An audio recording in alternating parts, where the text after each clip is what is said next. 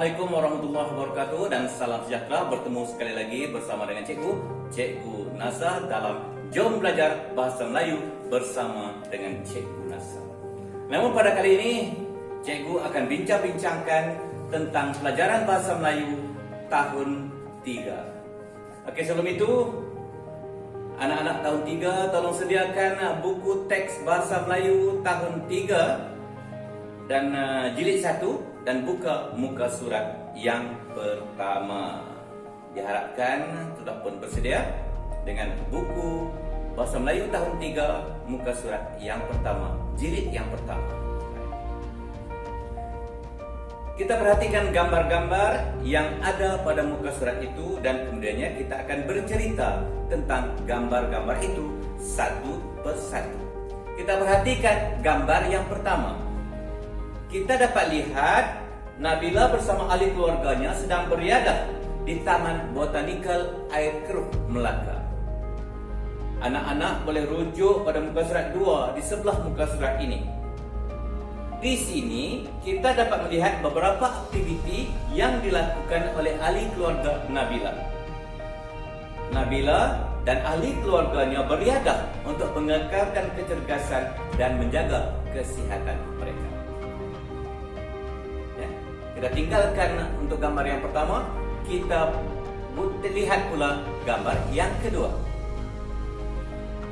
Gambar ini menunjukkan suasana di hadapan kedai pemborong beras Haji Abdul Karim. Seterusnya kita lihat gambar yang ketiga. Gambar ketiga pula adalah keadaan kilang dan kedai batik kepunyaan Puan Hajah Aminah. Puan Hajah Aminah ialah nenek Nabila dan Nasri, ya. Nenek Nabila dan Nasri. Nabila dan Nasri menghias kedai batik dengan cantiknya. Baik, dah jelas. Okey, kita keluarkan gambar ini. Seterusnya kita lihat gambar yang keempat.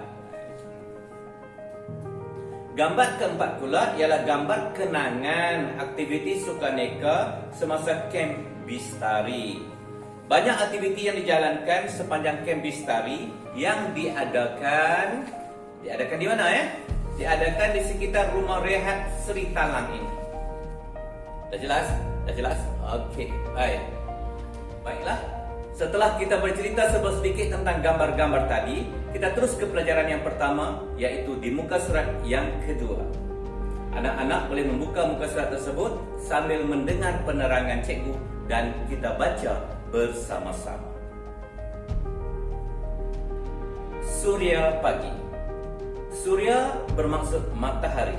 Jadi surya pagi bermaksud matahari pagi. Jom kita sama-sama baca dialog ini. Nabila sekeluarga beriadah di Taman Botanikal Air Keruh, Melaka. Ibu, tempat ini semua cantik. Saya suka bersenam di sini. Ramai juga yang datang bersenam. Betul Nabila. Kita sangat bertuah. Pagi ini cuaca cerah.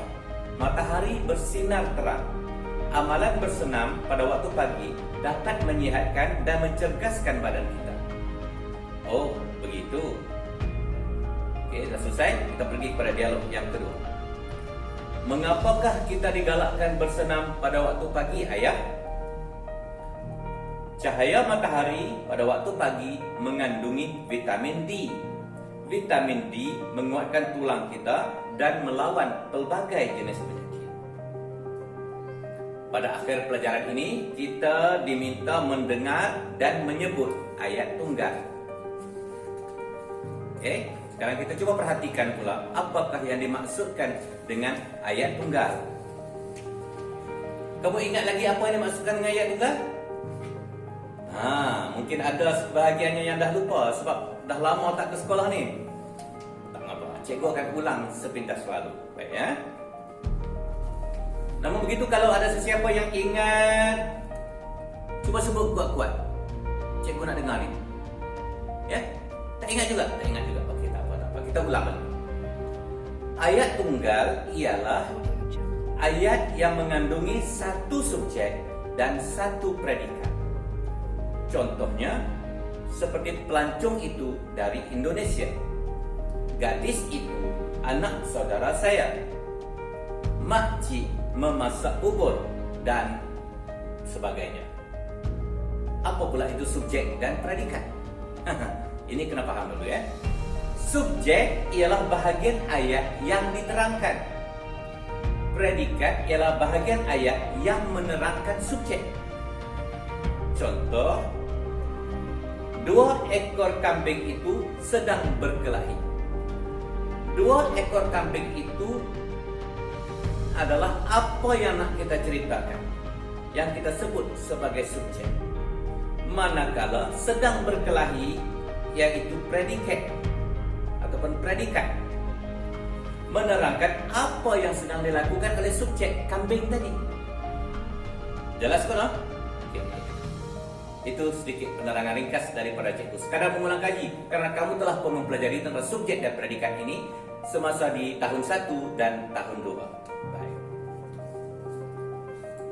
Untuk mencari ayat tunggal di dalam petikan yang kita baca tadi, kita perlu rujuk kembali petikan yang telah kita baca.